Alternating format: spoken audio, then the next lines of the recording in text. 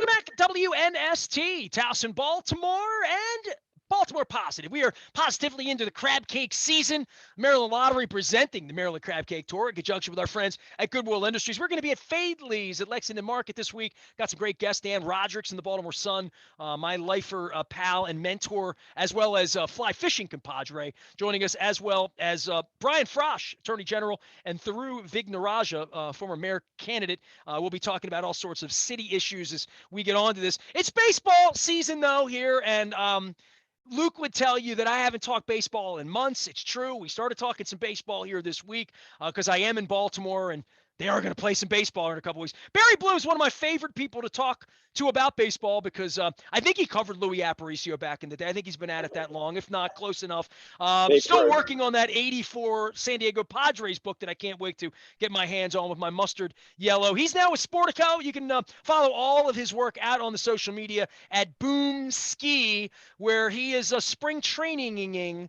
Man, this is, you and I have been at this a long time. So I remember the 95 wind up into all this. I remember Angelo's coming and saving the sport back with Bud and getting a deal done with the players and reading Lords of the Realm. This one was its own unique little lockout over 90 days, wasn't it, Bear? Yeah, it kind of like, you kind of wonder why it had to happen, considering that the deal they finally worked out probably could have been done in November because the two sides wound up being, so close together. I mean, I think the players wound up with some good things. They gave up on changing arbitration, changing free agency, the time for free agency, but they got, give backs from the owners on minimum salary. They got a bonus pool for young players to help adjust the service time issue. That's brand new. They got a raise in the luxury tax threshold, which was important to them. They got 12 teams in the playoffs, which is going to make them more money. They got the universal designated hitter. Thank God. I don't want to watch another pitcher hit again. I don't care. Well, gee, a lot of fun seeing Bartolo Colon hit that one home run, but you have to go through 10,000 lousy pitching appearances at the plate to get to that point. So I'm very happy with that. The apostle of Ron Blumberg and you, and the apostle of Tommy. I've mentioned Tommy Davis here all week. So it's been 50 years since I mentioned Tommy Davis around here, our original DH. So we all remember our firsts, right? Right. Well, and I don't even go back to cover Ron Blumberg, let alone Luis Aparicio. So. Where did you start? Listen, I've been reading you. My dad got Baseball Digest, dude. So your name has always meant something to me. When did you start covering the Yankees? Well, the I started covering baseball. This is like my 46th baseball season. So it's first season, 1976. 76. All right. Yeah. Well, Aparicio left in 74, so it's close. I wasn't at 4. Close. There was, I didn't do Babe Ruth either. Although you covered Juan Benitez, who replaced him for a minute, Rick Burleson. So, there's close enough. Yeah, Rick Burleson with the Angels, not with the Orioles. Not with the Red Sox. No, not with the Red Sox, right? All yeah. Right. Oh, well, close enough. I mean, no, wait a second. He was the shortstop on in the Bucky Dent game, right? He was. So I covered that game. So yeah, I did. I see all these good lineups with the Dodgers, and I'm thinking those Red Sox teams could rake back at Hobson and Dewey and Fisk and Rice and Lynn. I mean, there were some good teams back then, man. It's what people do now. It's like the Dodgers have the best lineup of all time. Well, how about the lineup that they had in the 1950s with Hodges and Snyder and Robinson and, Reeves? Yeah. I mean, it's like, come on, give me a break. I mean, it's like, okay, it's the best lineup for 2022, maybe. That money can buy right now. Right. The hyperbole of it is just ridiculous. I like the Toronto Blue Jays lineup too. I think that's a pretty deep lineup. Barry Bloom is here. He will talk all things baseball. Before I get to the Orioles and all of that, I just kind of want to ask you the God question here on all of this, that if you were made commissioner And 46 years of covering all of this, all the sausage, all the Padres years, the books you've written, the teams you've covered, knowing everybody in the sport. Where are they wrong? If you're the commissioner in fixing this, and I had a great conversation with Dale Scott about umpiring and balls and strikes and home runs and hit and run and steals and pitching rotations and all of these sort of old school things. Now everything I see is gambling, right? So they're betting sort of as a business that at some point I'm going to be interested enough to gamble on every pitch, right? But fixing the game to make it interesting and make it good, they're off the mark, and I don't know who's going to lead them to a place that makes the game better, the game on the field that we watch. Well, you have two issues here. Number one is that as a television game, it's long and drawn out, and people don't want to watch a whole game. At the ballpark, it's just fine. And I think Manfred has pointed this out. There's a lot of added entertainment value. People like the idea that you can go to a baseball game, you can chat with your friends, you can go get a hot dog, you can come back, watch an inning. There are a lot of things to do at the ballpark, and people don't care how long the game is at the ballpark, really. And you Or can they'll get, leave early if they're not interested, yeah, which they'll exactly. do. Or if they have to go home, or the kids I have to lived go in downtown early. Baltimore the last 19 years. I just left. I would watch people start to flood out in the sixth, seventh, eighth, ninth inning. That never happens at an NFL game. People stay to the end. Okay, so what they're really worried about here is keeping the game interesting for TV, not as an event. And so a lot of what you're seeing right now, and I like all of it because I saw some of it in the Arizona Fall League this year. I like the pitch count. I love the automated umpire behind the plate. I liked, the no shifts, going back to two guys on one side of the on each side of the infield, nobody off the infield skin. I like the two throws over to first base per batter when a runner's on first base, because it opens up the running game again. I think what happens is, you to win, and that's what they're trying to do. You're essentially taking what advantage of whatever is given you in the rules to essentially try to like score more runs or minimize more runs. I mean, there's only three numbers in baseball which really matter, and that's how many outs you have, how many runs you score, and how many outs it's going to take to score those runs. And I think Bill James pointed that out years ago. So what the game has evolved or devolved into recently, with analytics and the breakdown of pitching and all the scopes and everything that they've put in every major league ballpark to measure everything metrically, is that it's become a defensive game rather than an offensive game. And so it gave birth to the 3-2 outcomes, where guys just want to hit over the shift. A single doesn't matter. You need a double or a home run. A walk is as good as a single. And so you go to a strikeout, home run, walk, and that's pretty much it. But I think once you bring the infield back to where it used to be played normally, and the shift was just a tactic, not a strategy, you're bringing it back to where a guy's going to hit a single, and there's not going to be somebody in on the right side of the infield who's been moved over from the left side who's going to be there to catch it. And I think that's going to change the game and make it a lot more entertaining. And what I also noticed about that, combining it with the pitch clock, is that, and the automated strike zone, is that guys are starting to swing earlier in counts again, because there's no reason to wait out the long count. Under these circumstances, you look at an umpire's tendencies. You have the myth of pitch framing, which I really don't think exists, and umpires have told me they pay no attention to. I don't know if you talk to Del Scott about that one, but the point is that a player will wait long into a count, go to 3-2 on almost every count they can before they either walk, go out, get a base hit, whatever happens, and it slows down the game. Back when you and I were kids and watched the game, people hit early in the counts, and thus you had a much faster and much higher up-tempo game. So I think you're not even looking for, if you shed 15 minutes off of it, great, but that's not the point. The point is you want a higher tempo game to keep people interested. You want it to keep moving. And I think a lot of these things are going to help it keep moving. And now you have a committee, you have the ability uh, to basically put these rules in after 45 days with notice, regardless of what the committee comes up with. They're not going to take a year to get done.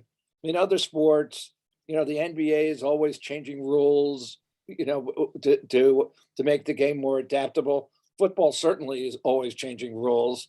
Like, to me, at this point, they've pushed out the kickoff. I don't even know why you need a kickoff anymore.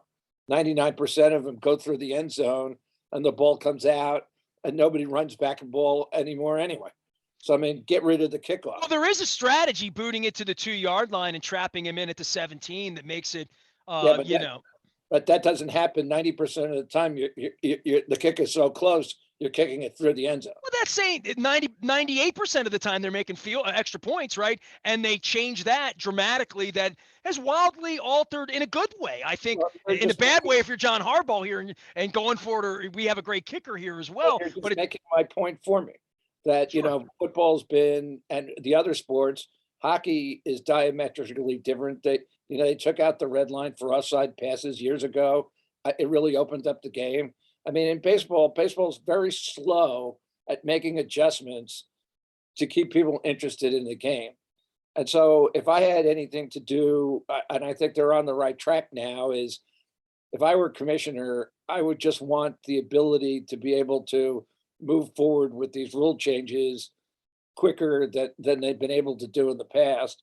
And I think with the compliance of the union now and ownership, you're going to see more of it, and it's going to improve the game. What do you say? Denial's a river in Egypt. Barry Bloom is here at Sportico.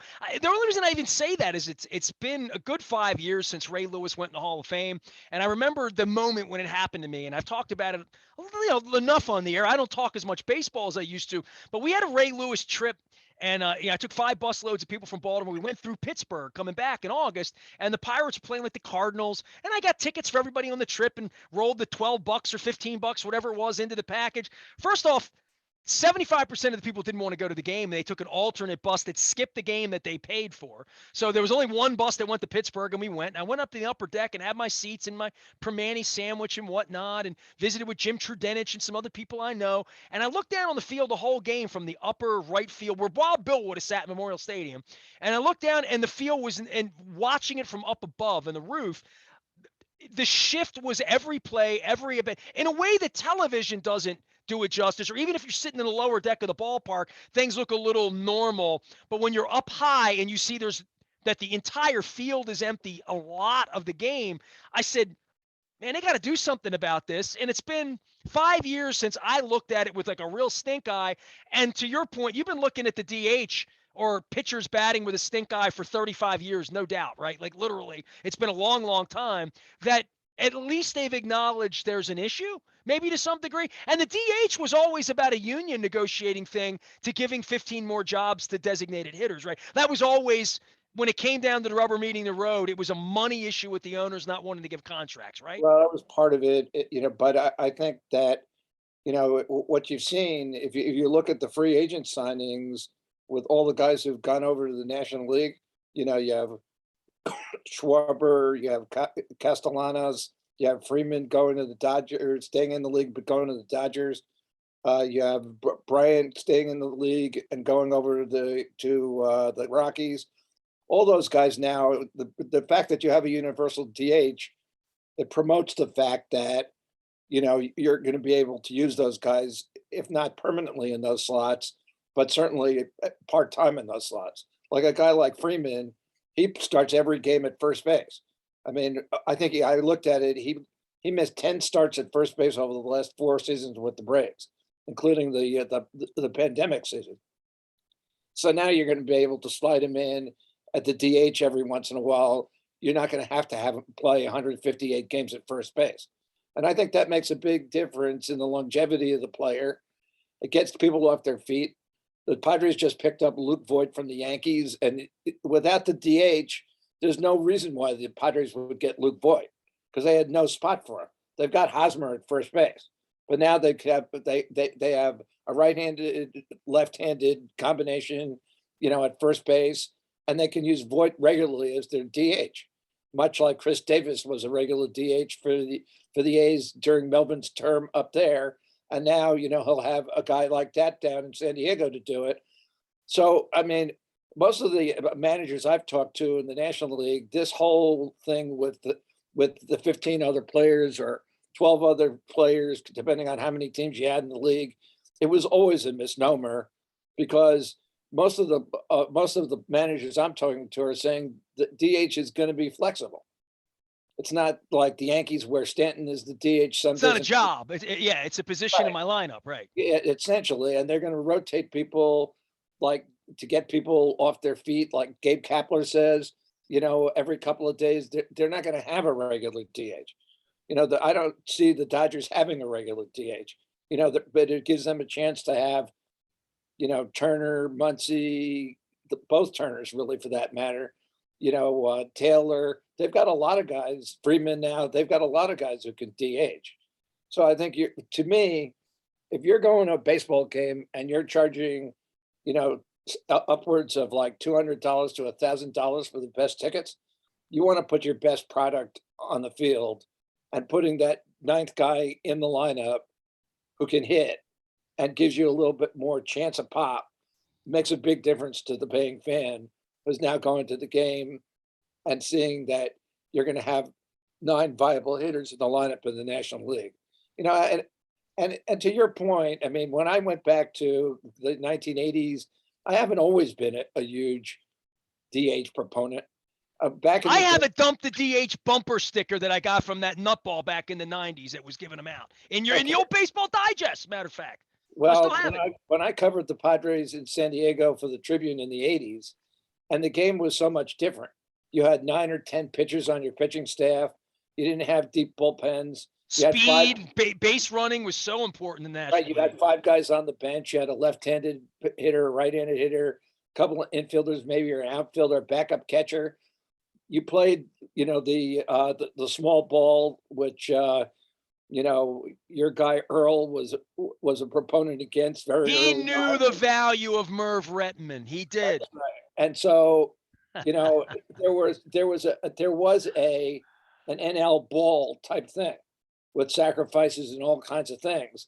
But as analytics have become so ingrained in the game in the last 10 years, all of that has gone away because nobody wants to give up extra outs anymore. And I can see the value in that. So people don't know how to bunt. Pitchers don't even know how to bunt. And so, and the fact is, you're not going to give up that out, and you're not going to do a lot of running because you don't want to get guys thrown out at second base gratuitously or third base, certainly not third base. So the game has changed and evolved, and the makeup of the teams have evolved. Where now, when all the smoke clears, you're going to have 26-man roster, 13 pitchers, no more. You're going to have 13 people, so it gives you, a 4-man bench plus your designated hitter. So it gives you some room now to do some things. There's some flexibility coming off the bench. When you're like 14 pitchers, 12 players, 8 of them are position players, 9th is a backup catcher. It doesn't give you many spots to do many Well, things. they all want to carry 16 pitchers at this point, right? Literally, Well, right? but they can't. They're going to be restricted to 13. That's it. So, and that's going to make a big difference. And so they're going to have to use, and managers are going to have to use their pitchers judiciously too. You're not going to have the openers and the bullpen games the way you did anymore. So Buck Showalter won't be storing, backup pitchers in Holiday Inn Expresses across the freeway like he was doing here for years. No, well, he also has a real pitching staff there in New York too, which he didn't have much of in Baltimore either. I was just going to say, this was my joke for the whole day, that if they're going to bring the DH to the National League, Bonilla should have to come back and bat for the Mets just because of all the money he's made. I mean, at least 200 at bats is what I'm saying. Barry Bloom is here. You can follow him at Boomski out on the social media thing, as well as out at Sportico, where he covers the game better than anybody for a long time in spring training. Is there anything you want to say about the Orioles at this point? Because we are in Baltimore, avoiding 100 losses is what we do here, and having lousy broadcasts. Just all the way through, we're trying to figure out where the other end of this is in Baltimore. Well, I think the other end of it in Baltimore is that when the ball club is ultimately sold, which I think it will be, and somebody comes in who has the wherewithal and the money to spend on it and rebuild it, that's when things are going to change. But as long as Angelos and his family on the team, you're going to be stuck in this situation. And you saw that as we opened up this segment where I was talking about, you had the lockout, you had the pre-lockout. I wrote today there are $3 billion spent on free agents, $2 billion before the lockout, and over $1 billion since. But who are the teams that are not involved in it? It's Baltimore, it's Oakland, it's Pittsburgh, it's the Tampa Bay Rays. It's all the same, guys. And it's like nothing has changed from before the lockout to after the lockout to alter any of this. And so without a floor, which the union just didn't want, and a minimum spending for each club, which the owners did propose, you're going to have this situation where teams are going to be able to have $44 million payrolls and put a minor league team on the field and try to charge major league prices for it. And those characters are still going to remain the same. And the Orioles are one of those characters. Something magic happens. Yeah, we still sing the Oriole Magic song here. It makes Barry Bloom smile, and when you smile, I'm good, man. Appreciate you coming on and surviving all of it, and then surviving the baseball lockout here. So you're out in the desert, right? And you give everybody a little look at what life's like for you in covering baseball here, because you cover other things as well. I saw you at the Super Bowl in LA, but baseball's always been your thing. How many games will you go to this year? It was down last year considerably. I mean, I think maybe usually I go to 80 or 90, about half a schedule, and I do some modest traveling. Last year, I was down to about 50 regular season games. I went to like more spring training games and more postseason games combined, I think, than I did for regular season. I'm in a spot here where I left out the Diamondbacks. They're in that netherworld group too, where their additions to the team in the offseason has been, Melanson, and they just picked up another reliever, and it's like they have done nothing to improve the offense of the team, and so I expect them to be just as bad as they were. So there really is no interest in me seeing the Diamondbacks unless some team comes in that I really want to see. Well, unless you want air conditioning on a hot night too. You get in there, it's nice in there. Yeah, but I could sit in my den and do the same thing and watch a real game on TV. Well, But right. The app allows you to do that, right? I mean, the headquarters part of that is you can watch whatever you want. right. So I mean, to that point, last year, the Dodger Giants season, I spent a lot of time covering that from start to finish. It was a terrific pennant race, probably the best I've covered since the 78 Yankee Red Sox pennant race. But there were no surprises in this one. It was like the two teams were like 2 games apart at max from opening day to the last day of the season when the Giants won the division by a game. And then the division series, which was the best series in the postseason, that went down to the last pitch of the 5th game. So, I mean, it's like you couldn't ask for any more than that of what they gave you last year. And I expect it to be very much the same again this year with those teams. I see the Padres on the outside of it. The injury to Tatis is devastating. That he broke his wrist, didn't know or didn't say anything about it until he showed up in camp.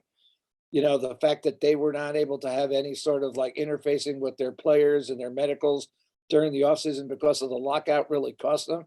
So now he's gone for 3 months at the least. Plus, he never had shoulder surgery. He's got a subflexing shoulder. That's not going to go away. So he could come back and that could rear its ugly head again. So the Padres are really up in the air. And then, the Rockies picking up. Chris Bryant was a surprise. They'll be better than anybody thinks. And the Diamondbacks are going to like clean up the bottom of the division. So for me, yeah, I'll be to a lot of spring training games. I'm heading out. I've done it pretty much a game a day. As you point out, I do other things. So I do a lot of the Coyotes here. The Suns especially. The Suns are really fun to watch. There's no, like reason why they can't win the championship They came down pretty close last year. They're as good a team to watch as I've seen in many years. Plus, they can play without anybody. They lose Paul, they lose Booker, they lose Ayton. They still keep winning. I mean, it's amazing. Paul broke his thumb right before the All-Star break. Life went on very well without him. They've lost 15 or 14 games overall. They had Booker on the COVID list for 5 or 6 of those games. I think they were 4-2 in those games without Paul and Booker. They get Crowder out, they win. They get, Payne out, they win. They're a really deep team.